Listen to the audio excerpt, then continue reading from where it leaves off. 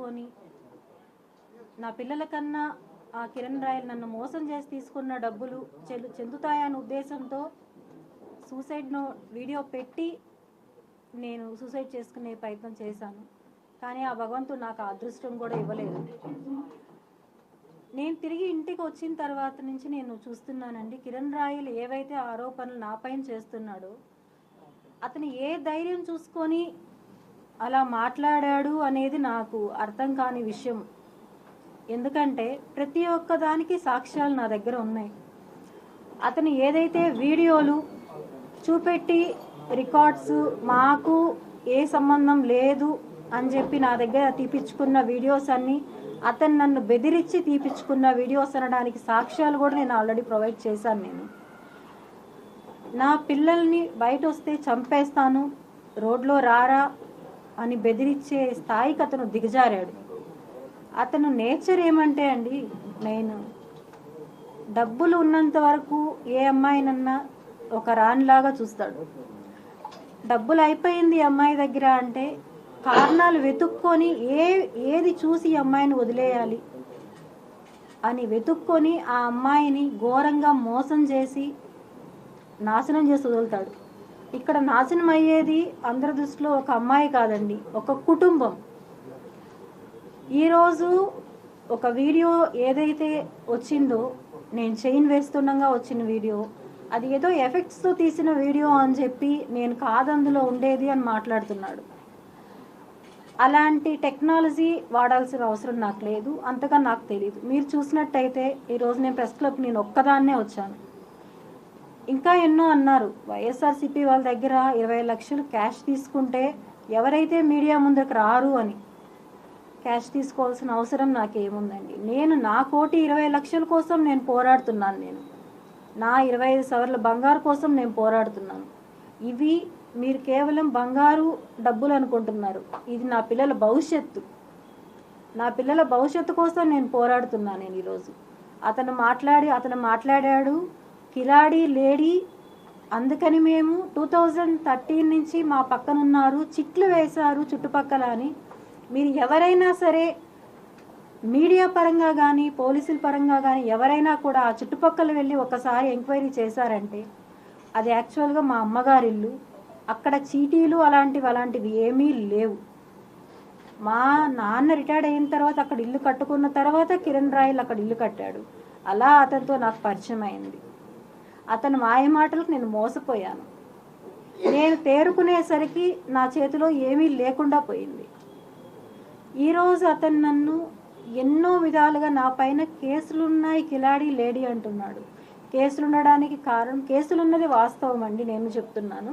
ఆ కేసులు ఎందుకున్నాయంటే అతనికి నేను చేసిన ట్రాన్సాక్షన్ వల్ల, అతను నాకు చేసిన మనీ ట్రాన్సాక్షన్ వల్ల 1,00,000 రూపాయలు అతని మనిషికే నా అకౌంట్ నుంచి వెళ్ళిన దానివల్ల అది కేసు అయింది. ఆ కేసులో ఉండేవాళ్ళు నాతో పాటు ఉన్న అతను కిరణ్ రాయల్ అనే వ్యక్తి దగ్గర పనిచేసే ఒక అబ్బాయి. అతను కూడా జనసేనకి ఇంతకుముందు వర్క్ చేశాడు. ఆ అబ్బాయి ఈరోజు ఆ అబ్బాయిని కూడా మ్యానిపులేట్ చేశాడు డబ్బులు ఇచ్చి. ఎన్ని చేసినా నిజం అనేది ఎప్పటికన్నా బయట రావాలి. కాబట్టి నేను ఈరోజు మీకు చాలా చెప్పాలనుకుంటున్నాను నా వేదన. ఎందుకంటే ఒక అమ్మాయి బయట వచ్చి ఇలా చెప్పడం అనేది కుటుంబాలకు అందరికీ పరువు పోయిన ఇది నేను ఫేస్ చేశాను. ఎందుకంటే నాకు ఉన్న 2-3 కూడా నన్ను బ్లాక్ చేశారు. ఎందుకంటే నేను అందరు పరువు తీశాను అని వాళ్ళ ఉద్దేశంతో నన్ను బ్లాక్ చేయడం అనేది జరిగింది. అయినా పర్లేదు, ఎందుకంటే నా ఆపదలో నాకు ఎవరూ తోడు నిలబడలేదు. నా బిడ్డకి సర్జరీ అని చెప్పి కిరణ్ రాయల్కి నేను ఫోన్ చేసి నాకు డబ్బులు కావాలి ఎమర్జెన్సీ అంటే నానా మాటలు మాట్లాడి నా ఎంటీ చెక్ తీసుకొని 1 lakh రూపీ నాకు ఇచ్చాడు. ఇది ఎప్పుడంటే 1.5 months బిఫోర్. ఎంటీ చెక్, అది కూడా నేను ఎంటీ చెక్ ఇవ్వను అంటే లేదు ఎంటీ చెక్ కావాలి అని చెప్పి తీసుకున్నాడు. దానికి సాక్ష్యం అతనితో ఉండే వ్యక్తులే సాక్ష్యాలు, మా ఇంటి సీసీ కెమెరా ఫుటేజ్.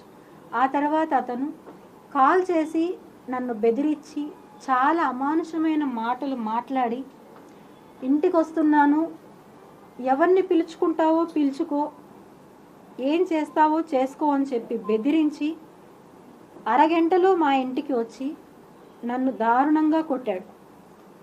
కొట్టి అక్కడ మిద్ది పైన కెమెరా లేదు కాబట్టి ఆ ఫుటేజ్ నేను ఇవ్వలేకపోయాను. నేను కొట్టి తిరిగి అతను ఎంతో హుందాగా మా ఇంటి మెట్లు దిగి అతను వెళ్ళాడు.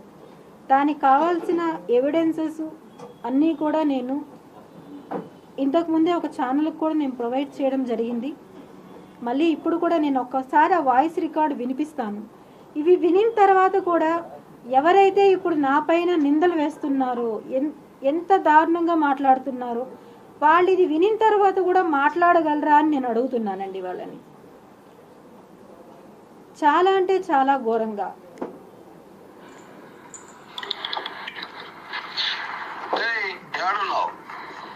ఎందుకు కాల్ చేస్తున్నా?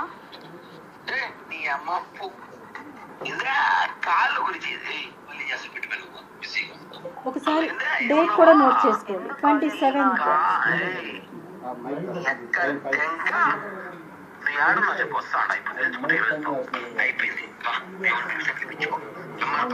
ఫోన్ చేసి రమ్మని చెప్పి వస్తున్నా. ఏంది పెద్ద పుక్కలు ఏమైనా ఏదో డబ్బు నీ కాలు నేను నాకినా నీ కాలు నేను పట్టుకే ఏడ్రా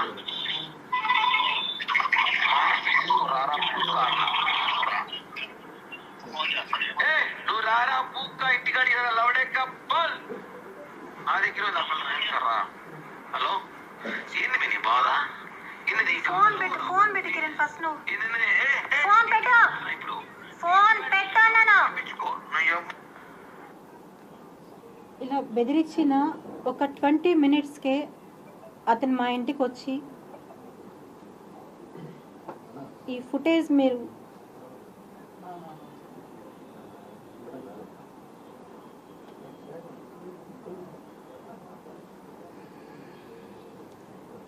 ఇది మీకు కనిపిస్తుందో లేదో, వచ్చి మా కింద డోర్ నాక్ చేసి మా పెద్ద అబ్బాయిని నేను ఎక్కడున్నానని అడిగి, నేను మిద్దె పైన ఉన్నాను అని చెప్పి బాబు చెప్పడంతో, అంటే మా పిల్లోళ్ళకి తెలియదు తనకి నాకు గొడవలు అవుతున్నాయి అప్పుడు అని చెప్పి నేను చెప్పలేదు వాళ్ళకి.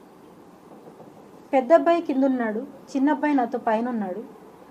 అయిన వెంటనే వచ్చి నన్ను దారుణంగా కొట్టి తిరిగి అతను ఎంతో హుందాగా వెళ్ళిపోయాడు. అతను ఆ రోజు చెప్పినట్టు అడిగాడు, నాకు చెప్పాడు, ఏ పోలీసుని పిలుచుకుంటావో పిలుచుకో, ఎవరు వస్తారో రాని నేను చూసుకుంటాను అన్నాడు. ఏం చెయ్యలేరు నేను ఎవరొచ్చినాను. అతనికి ఆ ధైర్యం ఎలా వచ్చింది అంటే, అతను కాన్ఫిడెంట్గా చెప్తాడు, నా వెనకాల జనసేన ఉంది, పవన్ కళ్యాణ్ గారు ఉన్నారు, నాదెండ్ల మనోహర్ గారు ఉన్నారు నా వెనకాల ఎవరు ఉంటారు వాళ్ళని, వీర మహిళలు ఉన్నారు నా వెనకాల అంటున్నాడు. వీర మహిళలు పవన్ కళ్యాణ్ గారు, నాదెండ్ల మనోహర్ గారు, వీళ్ళందరూ కూడా అమ్మాయిల్ని మోసం చేయమని చెప్పి కిరణ్ రాయల్కి చెప్పారా? అమ్మాయిల్ని పవన్ కళ్యాణ్ గారు చాలా దృఢంగా చెప్పారు, ఎక్కడ ఆడపడుచు కష్టం వచ్చినా నేను నిలబడతాను అని.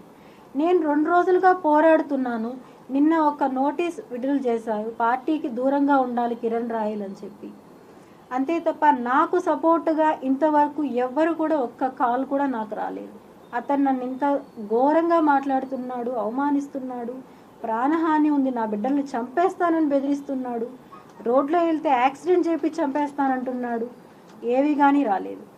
ఇంకొకటి, అతను చాలా ఒక మీడియాతో, ఆ మీడియా ఏదో కూడా నాకు తెలియదు, చెప్పాడు, చూపెట్టి బాండ్స్ చేతిలో పెట్టి చూపించేసి లాక్కొని తీసుకునేశాడు. మీరు గమనించారో లేదో బాండ్స్ అన్ని, ఇది దాని జిరాక్స్ కాపీస్. 2013 నుంచి మాకు కాంటాక్ట్ ఉంది. 2015-16లో అన్నీ తెగిపోయాయి బంధాలు. డబ్బులకి ఎటువంటి ఇది లేదు, క్లియర్ అయిపోయి ఆ అమ్మాయికి సెటిల్ చేసి పంపించేశాము అన్నారు. 9 years తర్వాత, ఆల్మోస్ట్ 10 years తర్వాత ఇప్పుడు మళ్ళీ ఆ టాపిక్ తీసుకొచ్చారు, డబ్బులకు అమ్ముడు పోయి అని చెప్పారు. డబ్బులకు అమ్ముడు పోయి నేను చేసుంటే 2023లో నాకు ఈ బాండ్ ఎందుకు రాయించాడు?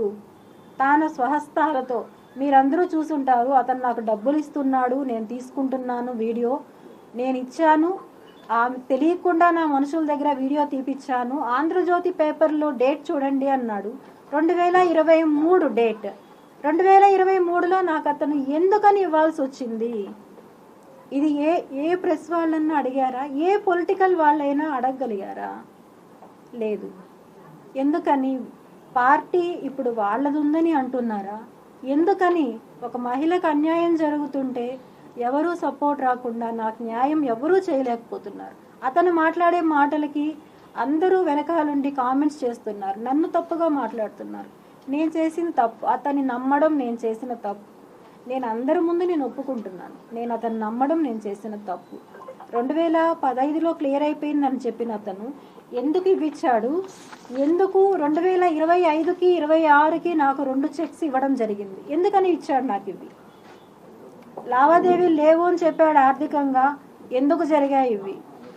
2015లోనే ముగిసిపోయి ఉంటే 2023న 2022 ఈ వీడియో మీరైతే చూసారంటే నేను అతను నా పిల్లలతో సహా మేము బయట ఉన్నప్పుడు ప్రెస్ మీటింగ్లో ఈ మొబైల్తోనే షూట్ చేయబడిన వీడియో ఇది. అతను ప్రెస్ వాళ్ళతో మాట్లాడుతున్నాగా నేను తీసిన వీడియో ఇది.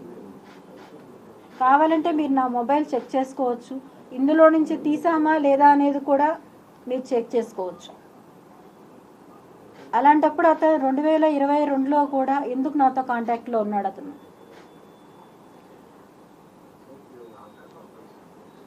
అదే టైం ఇక్కడ అతని చేతుల్లో మోసపోయింది నేను ఒక్కదాన్ని కాదు. ఇంతకుముందు మానస అనే అమ్మాయిని ఘోరంగా మోసం చేశాడు.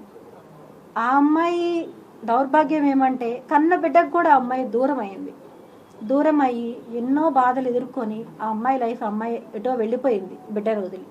ఆ అమ్మాయి ఎంతో ఫైట్ చేసింది. ఆ తర్వాత నేను వచ్చాను, నాకు ముందు ఎవరున్నారో నాకు తెలియదు. నేను నా సమస్యల కారణమైన మహిళ ఎవరైతే ఉన్నారో ఆ అమ్మాయికి వాళ్ళ ఇంటికి వెళ్ళి నేను చెప్పాను. వాళ్ళ